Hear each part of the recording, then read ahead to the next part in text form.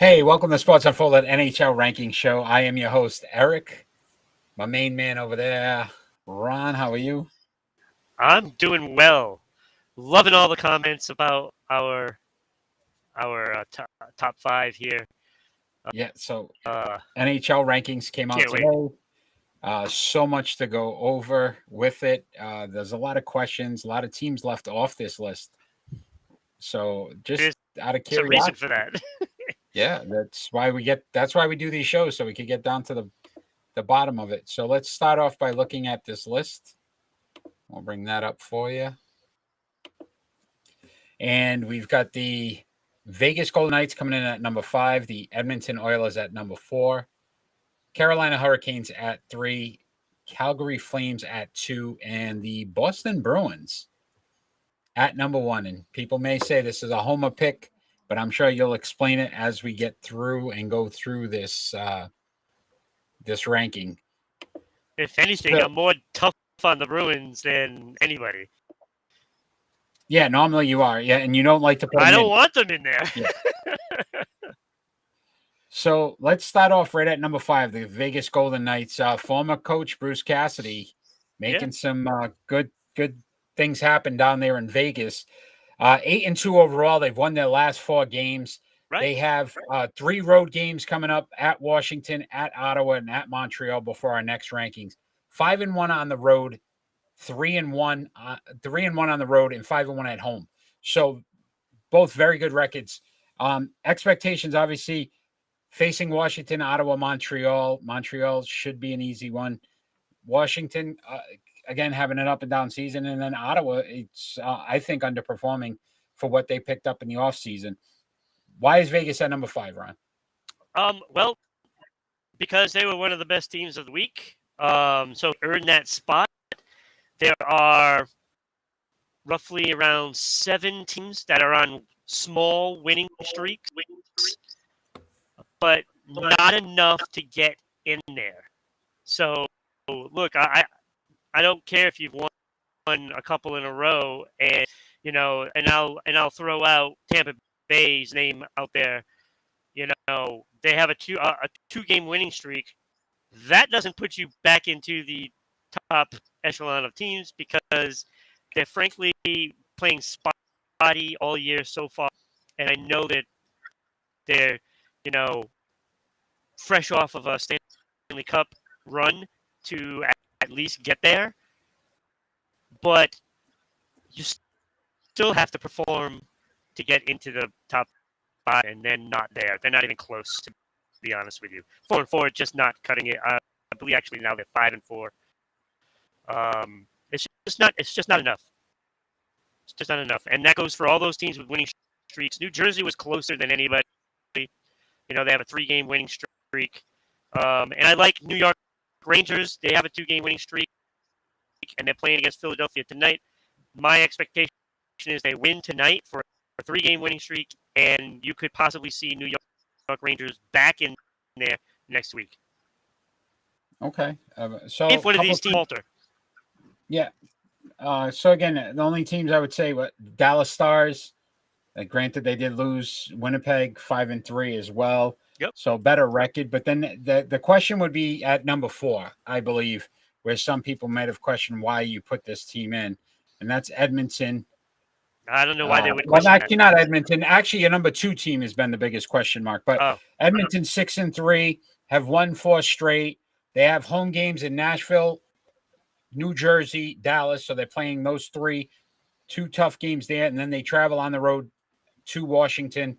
3-3 at home, 3-0 on the road, +6 overall in the point differential. And you would think that would be high with the scoring output that they have on that team and the players they have on that team. Struggling at home, 3 straight games now at home. 2 against very good teams, Nashville and Dallas. Your expectations for the Edmonton Oilers? Look, I mean, when you look at it, they're in second place behind Vegas. So, hey, Ron, why isn't Vegas ahead of Edmonton? Well, because Vegas hasn't really played anybody difficult. Their games this week, Vegas beat San Jose, Anaheim, and Winnipeg. Well, you look at Edmonton, they beat St. Louis, Chicago, and Calgary this week. So they're playing tougher teams. They've had games against tough competitors. I believe already 2 against Calgary. So, look, Edmonton is just a better team, and they deserve to be at number 4, even though they are 6-3. That is a strong 6, to be honest with you. And they're playing well on the road. The home games will get back to them. Look, it'll all balance out for them, in the long run. Whether they can be in that top 5 all year, but they're going to be hovering around there for the most of it. So they're going to be a tough team. It's tough to go with Draisaitl and McDavid. Yeah. I mean, you look at it, first and third in points for first is McDavid, of course. First in goals for McDavid, first in assists for Draisaitl. Like, this team is it's got some powerful weapons, and and it now appears that they might have found a goaltender. Stuart Skinner. Which was something that we said they needed, right? Yeah, It's just, again, one of those things where they continued to struggle in that aspect of the hockey team, not having a solid goalie, not being able to. They can put up points, and we knew they could. Right. But unfortunately, they were giving up more points than they were able to score. So if they can figure that part out, it's going to be really interesting how far this team can go. Yeah. Yeah. I mean, it's just defensively. So let's talk number 3. Yeah, Carolina Hurricanes. Again, another very good team. 6-2-1 overall, 2 straight wins. They're at Tampa Bay. That's a big game. I know Tampa's not as top quality as they've been, but again, that's a big matchup. If you think about the Eastern Conference Finals and what happened in that matchup, then Buffalo and Toronto at home. They're 2-1 at home, 4-1-1 on the road. They're a +4 in the point differential. Carolina, is this a couple of tough games in this week coming up? Yeah, expectations for them. Yeah, look, I expect Carolina to be in the top 5 all year. All year. I'm not expecting them to drop out at all, ever. I mean, it could happen because everybody goes into a funk, so to speak, and goes into a slump, and Carolina is not immune to that. So, but I expect them to be there all year, and they just came off of 2 losses. Actually, 1 loss to the Islanders, and then they won a couple, later on in the week. And to me, I just felt that number 3 was right for them right now. I expect them to be in the top 3 next week. I expect them to perform and probably win all their games this week. And they have some tough games. I believe they will beat Tampa Bay. I believe they will beat Buffalo. And Toronto. Toronto, Toronto and Tampa Bay just have not played very well. And I just think Carolina's a better team than all 3 of them. Yeah, talent's there on all those teams. Carolina's still performing. You think about some of the shuffles that they've had with even their players. We talked about Colorado and some of their losses. Carolina went through some free agent, changes in the offseason. Very well coached. Right. And that seems to help. And they got that championship pedigree. They haven't won it, but they know how to win.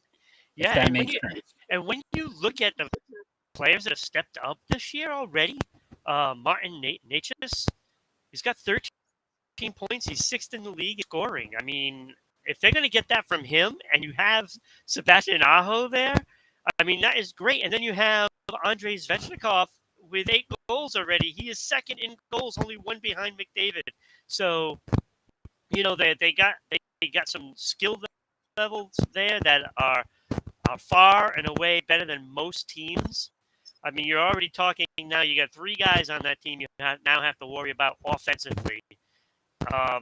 And then, you have Antti Ranta. He's playing solid in the nets. and this is a team that hasn't even figured out, their new players, Burns on defense, so they still haven't even meshed yet with the communication and everything. And when that happens, look out! This team's going to be impossible in a series. Fun team. East very strong. Even though you got 3 West teams, the East, a lot of good teams in the East. They just haven't seemed to turn it up yet. Yeah, because they're playing each other. Yeah, hockey's a long season too, so you got a lot of time. So what about at number 2? There's a lot of controversy with this number 2 pick. A couple of teams actually ahead of them. You're talking about the Kings are ahead of them, and then you could even talk Chicago, the Winnipeg Jets, and the Dallas Stars all kind of have similar records, if not better. Calgary only 5-2. They've only played 7 games. They lost their last game.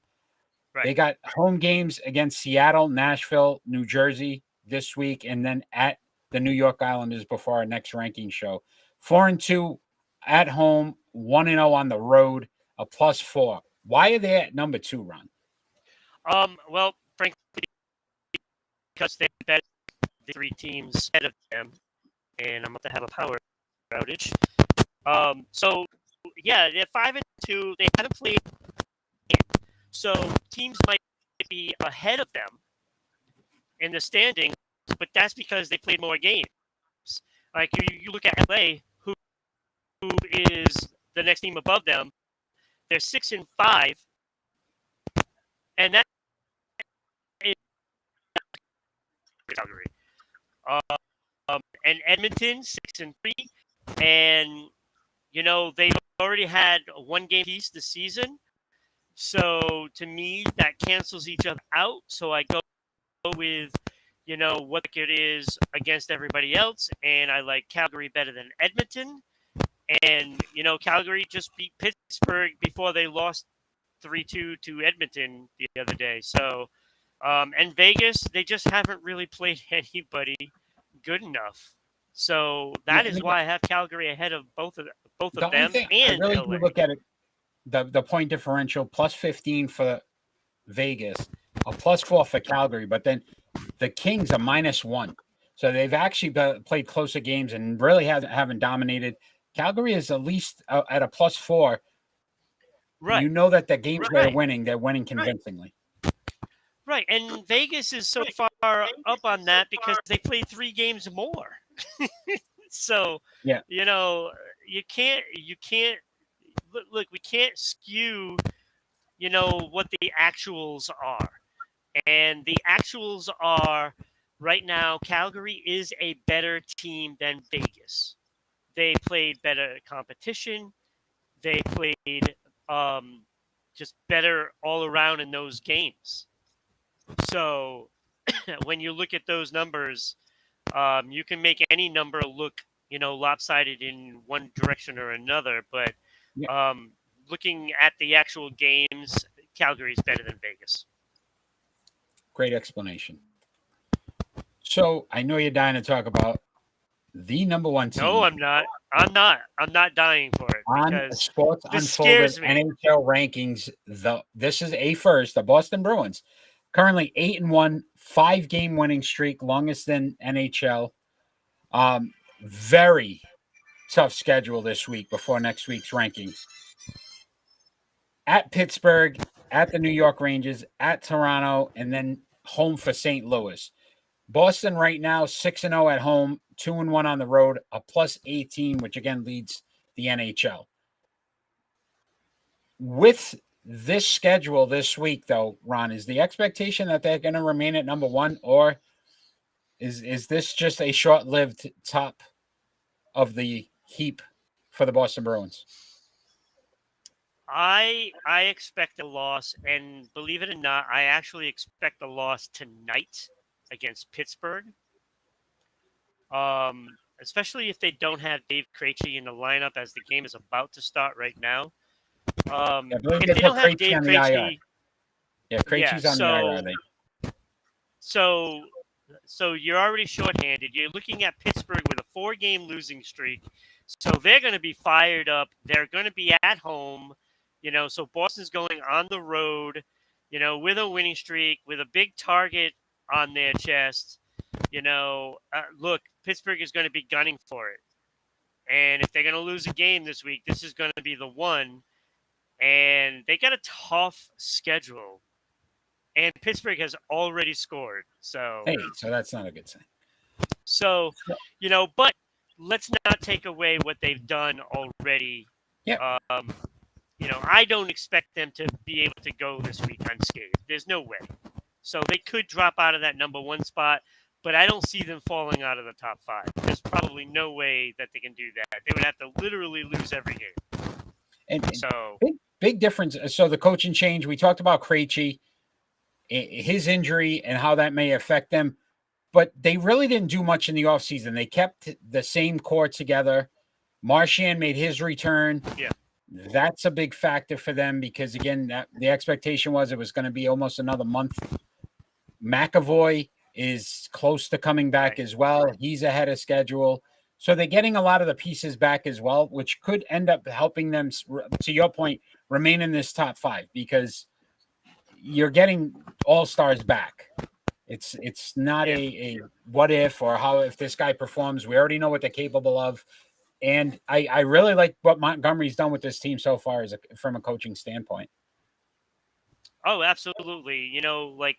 There's a lot to like about it, and there's a lot of reason for the way he has let the defense go because, first of all, okay, most of them, they know how to play.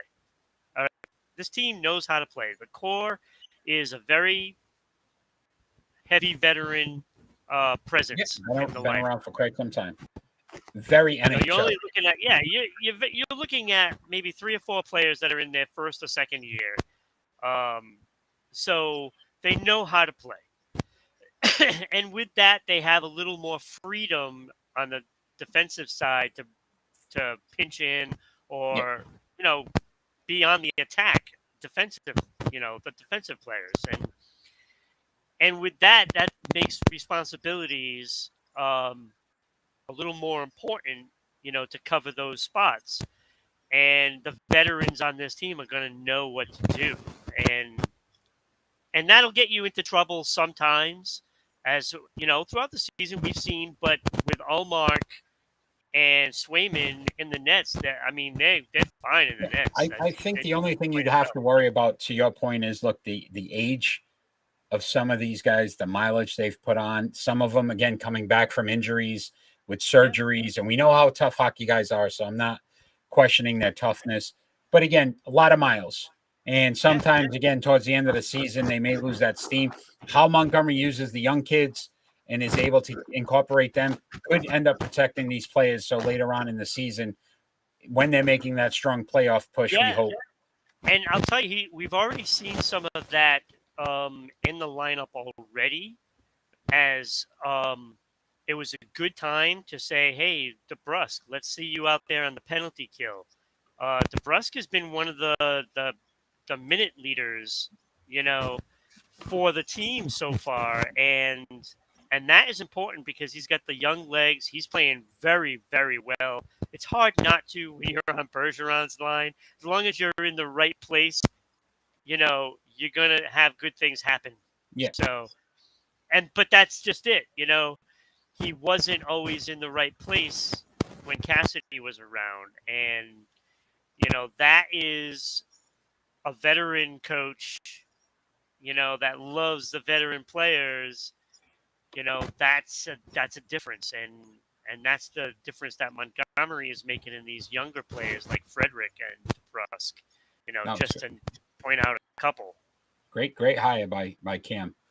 Yeah, it is. It was. I mean, I can't say enough. I knew what they needed, and we had talked about this in the preview show, and you needed a guy that was going to be able to teach those young kids because the veterans, they know what they're doing already.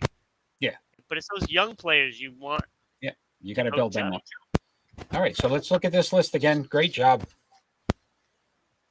And it doesn't hurt to have Pasternak either. Yes. So again, Vegas Golden Knights at number 5, Edmonton Oilers at 4, Carolina Hurricanes at 3, Calgary Flames at 2, and the Boston Bruins at number 1. First time in Sports Unfolded. Yes, again, our hometown team. So we're kind of excited that we were able to put them at the number 1 spot. And they deserved it. 8-1, best team in the league. So. All right, Ron. It's at least now. It's time for your favorite segment. Do you remember? I try to stump you each week. It's getting harder and harder to find guys that I think you're going to get stumped with. But we're going to start off with a goalie. Played for Chicago, played for Dallas. Very well-known goalie. Ended his career with another team. Do you remember which team? Well, I know it was Ed Belfour you're talking about. Eddie Belfour, yeah. I thought it was a Canadian team, but yeah, I'm going to say Toronto. All right, let's bring him up, and I can't remember who he played. It was not Toronto. No, I didn't think so. Florida Panthers. Oh my God! Really? Oh, I don't even remember him being there. 58 games he played for them. Really? Season, and that was it. Yes. So he didn't play. It's quite a lot for 1 year. Yeah. Yeah. All right. Yeah. But all right. I knew the player. Yeah. Because I knew he went to Dallas. And I knew he went to another team. I couldn't remember what team. Eddie Belfour. All right. So this one isn't a player. Oh boy. This is. Do you remember who was in charge of the NHL before Gary Bettman? Oh my God. Holy crap. Yeah, I do, but I can't remember who. What was the title? And what was his title? Oh my God. Bettman became the commissioner, which was the first commissioner in the NHL, 1993. Yeah. I can see his face too. I can't even think of his name. All right. Whenever you're ready. Oh my God. I'm going to kick myself as soon as you say it. Go ahead. All right, we'll bring him up. And it would be one Gil Steen. Ah! Yeah, he wasn't there too long, but June 1992 to July 1993. Only served for 1 year, basically, but was not the commissioner, was the NHL president. They did not have the commissioner until Bettman took over in 1993. Right. So, Gil Steen. Yeah, I knew it was somebody that wasn't there very long, and I saw his face because he has that Rodney Dangerfield look. Yeah, and I could see, and all I could think of was Rodney, and I know that's not right. I'll tell you, I get no respect. No respect. All right, so the last one, I'm going to bring up their logo. I tried this last week with the sweater. You got it. You nailed it right off the bat with the Colorado Rockies. Let's see if you remember this team, Ron.